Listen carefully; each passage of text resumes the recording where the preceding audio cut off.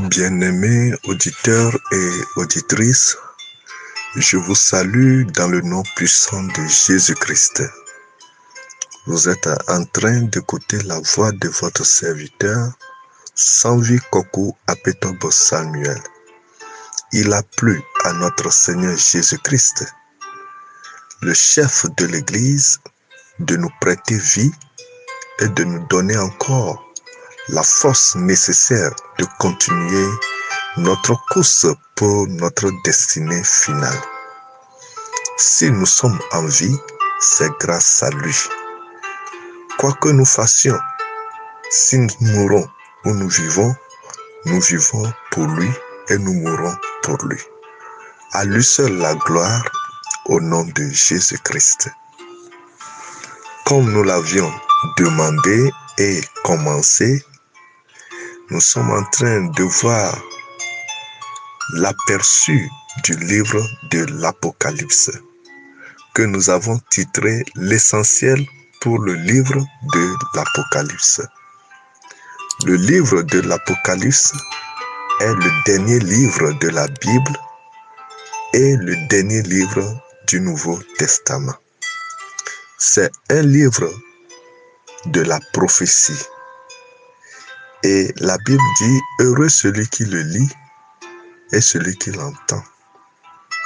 Alors, nous sommes heureux de le lire et de l'écouter.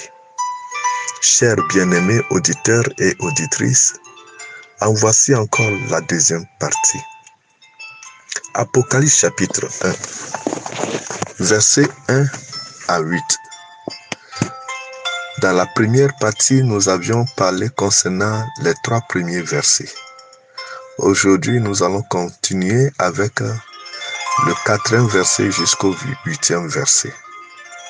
Jean, aux 7 églises qui sont en Asie, que la grâce et la paix vous soient données de la part de celui qui est, qui était et qui vient, et de la part des 7 esprits qui sont devant son trône, et de la part de Jésus-Christ, le témoin fidèle, le premier-né des morts et le prince des rois de la terre.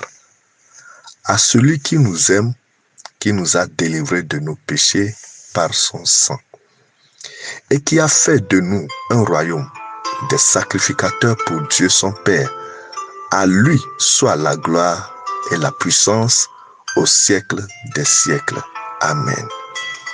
Voici, il vient avec les nuées, et toutes le verra, même ceux qui l'ont percé, et toutes les tribus de la terre se lamenteront à cause de lui. Oui, Amen. Je suis l'alpha et l'oméga, dit le Seigneur Dieu, celui qui est, qui était et qui vient, le Tout-Puissant. Chers bien-aimés auditeurs et auditrices, nous voyons dans le verset 4 la parole de Dieu qui s'adresse à Jean et qui dit, Jean, voici aux 7 églises qui sont en Asie, que la grâce et la paix vous soient données de la part de celui qui est, qui était et qui vient. Donc le Seigneur s'adresse à Jean et lui apporte sa salutation pour les 7 églises qui sont en Asie. Et ces 7 églises-là symbolisent les dispensations dans lesquelles l'Église, le corps du Christ, est en train de vivre. L'Église est en train de marcher dans les dispensations. Et ces dispensations sont conditionnées par des temps, des difficultés, des moments difficiles. Ces dispensations sont constituées par des hauts et des bas. Alors, avant que le Seigneur nous dévoile ce qui est caché dans les dispensations, il nous adresse d'abord sa salutation. Le chiffre 7 concernant l'Église, c'est l'Église en plénitude, l'Église dans sa totalité, Ce n'est pas 1, 2, 3, 4, 5, 6, 7 églises, mais c'est l'église dans sa totalité. Le corps du Christ censé être l'église qui est en déplacement sur la terre. L'église n'est pas immobile, mais l'église est en déplacement. L'église est en déplacement selon le temps qui convient. Nous vivons dans un temps que nous appelons la dispensation. Alors l'église passera dans cet temps, c'est-à-dire dans cette dispensation. Et Dieu est en train de s'adresser à l'église. D'abord, il lui apporte sa salutation. Et la salutation dit ceci: que la grâce et la paix vous soient données de la part de celui qui est, qui était et qui vient, et de la part des 7 esprits qui sont devant son trône. Quelle salutation merveilleuse! La salutation qui nous est adressée, la salutation qui est adressée à l'Église avec un grand E majuscule, est accompagnée de grâce et de paix. Que la grâce et la paix vous soient données de la part de celui qui est, qui était et qui vient. Alors, celui qui écoute ce message, que la grâce et la paix te soient accordées au nom de Jésus-Christ. Lorsque nous manquons de la grâce, nous sommes privés de toute opportunité. Lorsque nous manquons de la paix, nous n'avons pas l'esprit tranquille pour adorer Dieu. C'est pour cela que l'Église, quels que soient les temps de difficulté, doit vivre par la grâce et par la paix. Ce n'est pas la paix que le monde donne.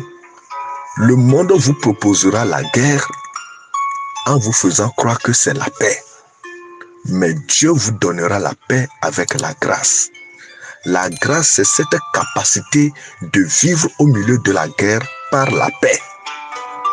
Alors que la grâce et la paix soient données à l'Église.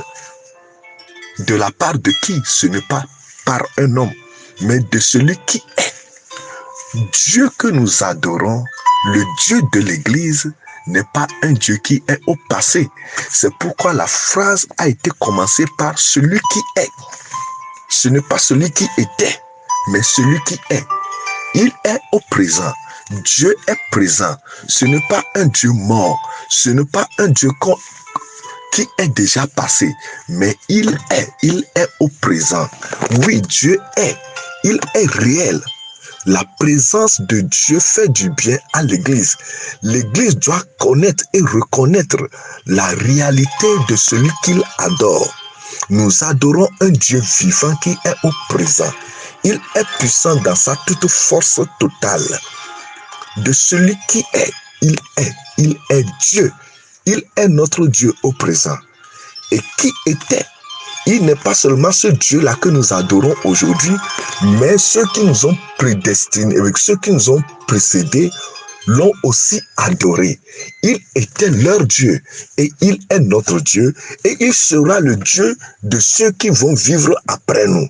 N'est-ce pas merveilleux et fantastique? Il est le Dieu souverain. Et de la part des 7 esprits qui sont devant son trône, quel mystère! La salutation qui nous est adressée provient du trône de Dieu. Ce n'est pas un trône diabolique, ce n'est pas un trône angélique, mais c'est le trône de Dieu.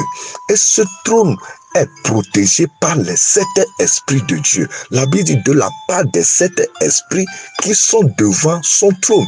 Donc il y a les 7 esprits qui sont devant le trône de Dieu. Ces 7 esprits parlent de la perfection de Dieu, la plénitude de l'omniprésence de Dieu.